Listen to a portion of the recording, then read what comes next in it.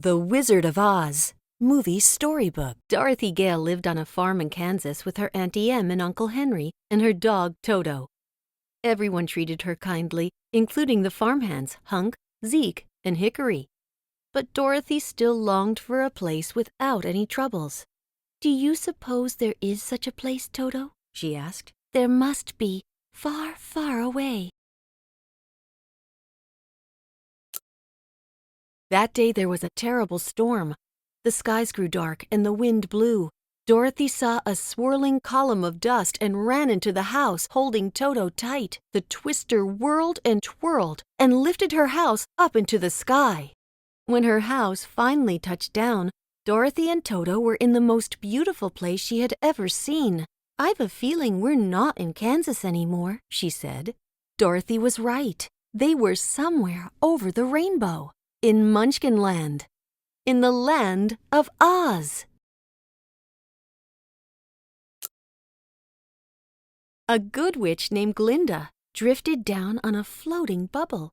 She told Dorothy that her house had landed on the Wicked Witch of the East, leaving only her glittering ruby slippers.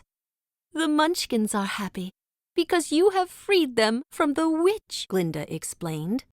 Suddenly there was a tremendous boom, and a cloud of red smoke filled the air. It was the Wicked Witch of the West.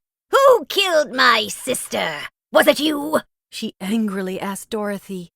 Dorothy, trembling with fear, tried to explain. It was an accident. The witch raised her broom in anger, but then she remembered her sister's magical shoes. In a flash, Glinda placed the ruby slippers on Dorothy's feet. "It's too late. There they are, and there they'll stay," she said. The furious Wicked Witch promised Dorothy that the slippers would not be hers for long. "I'll get you, my pretty, and your little dog, too." After meeting the witch, Dorothy wanted to go home. Glinda suggested that she travel to the Emerald City to ask the great and powerful Wizard of Oz for help. Dorothy wondered how she would get there. "All you do is follow the yellow brick road," Glinda said. The Munchkins led Dorothy to the very beginning of the road.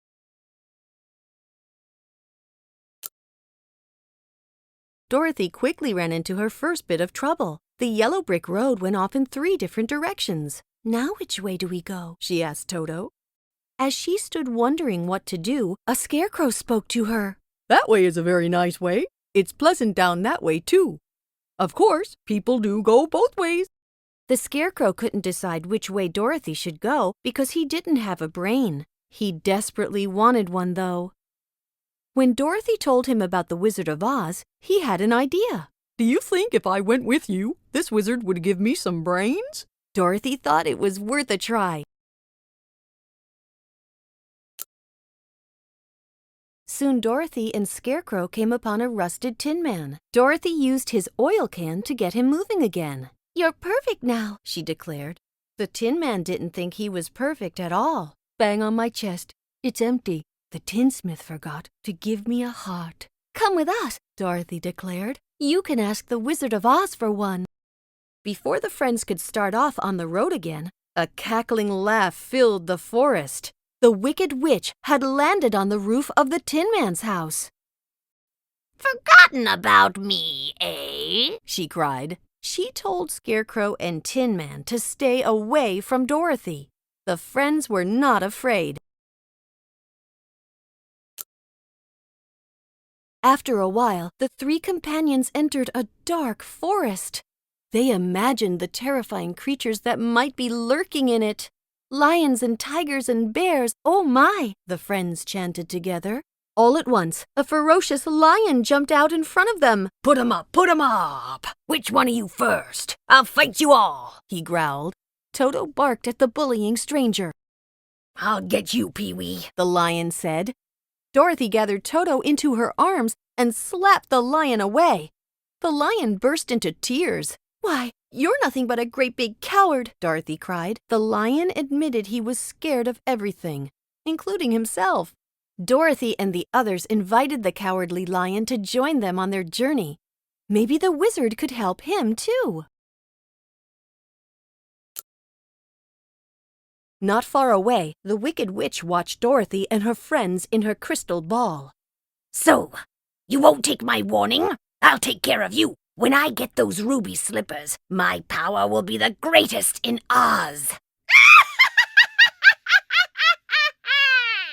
She cackled.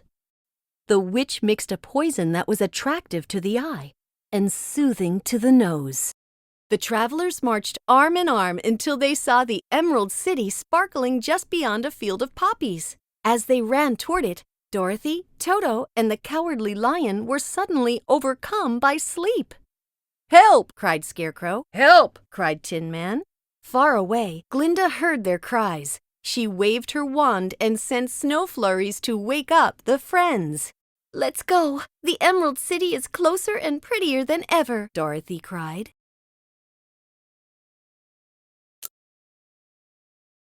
Once inside the Emerald City, Dorothy looked around in wonder. People bustled all about, and the sidewalks sparkled. But suddenly, something streaked across the sky. The Wicked Witch of the West was writing a message. "It's the witch!" cried Dorothy. "She followed us here." Dorothy and her friends hurried to the palace, where the guard directed them down a seemingly endless hallway. At last they entered the wizard's chamber, where an enormous head floated before them above a haze of smoke and flames. It spoke in a booming voice. "I am Oz, the great and powerful."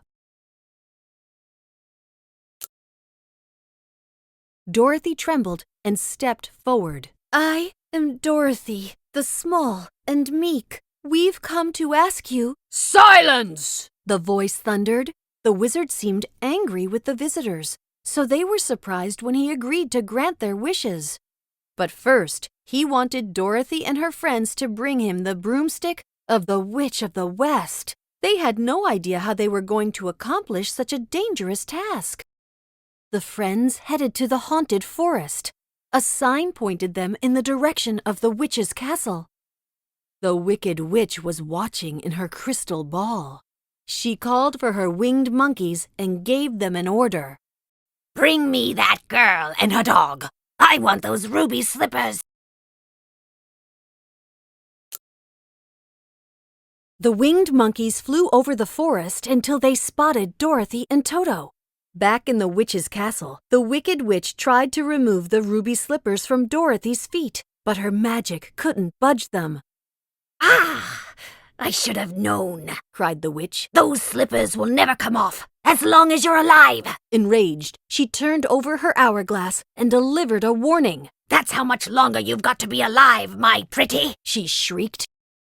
Meanwhile, Toto had escaped from the castle. Deep in the forest, he quickly found the others. They followed Toto over a rocky hillside to the witch's castle. The Tin Man began to sob. "Oh, I hate to think of her in there. We've got to get her out." Suddenly, some of the witch's guards attacked. But the rescuers won the fight. Now they had disguises to sneak inside the castle. A prisoner in the tower, Dorothy gazed at the hourglass. Time was running out. Just then, Scarecrow and the others broke down the door and rescued Dorothy. They fled, but the witch and her guards soon cornered them. Going so soon? The witch cried. The witch set her broom on fire and touched it to the Scarecrow's sleeve. When Dorothy threw a bucket of water to put out the flames, it splashed all over the witch, too. The Wicked Witch shrieked in horror. Ah! I'm melting! She disappeared bit by bit until all that was left of her were her clothes. The grateful guards proclaimed Dorothy their hero and gave her the witch's broomstick as a gift.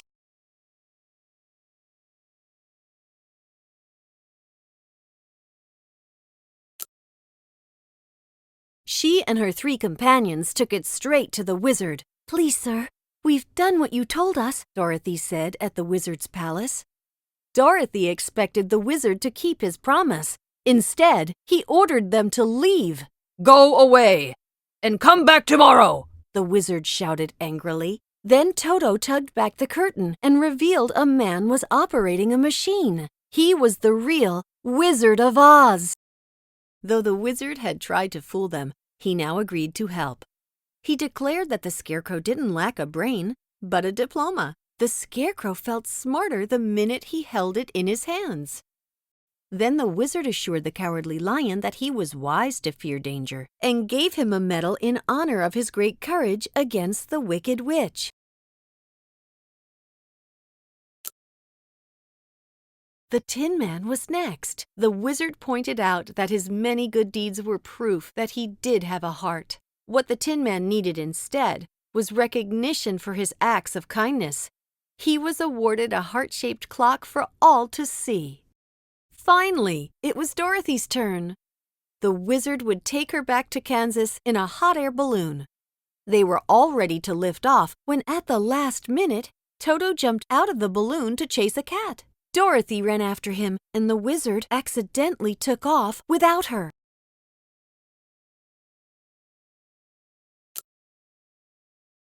Dorothy watched the balloon disappear and began to cry. Oh, now I'll never get home. Suddenly, a shimmering bubble appeared. It was Glinda. She gently explained that Dorothy had always the power to return to Kansas. She simply had to learn it for herself. Dorothy thought for a moment and replied, "If I ever go looking for my heart's desire again, I won't look any further than my own backyard. Because if it isn't there, I never really lost it to begin with." After a tearful goodbye to her friends, Dorothy clicked her heels and repeated, "There's no place like home. There's no place like home. There's no place like home. There's no place like home." She woke up with her family and friends gathered around her. She was home. Dorothy told them about her amazing journey, and then she said, "I'm not going to leave here ever again, because I love you all."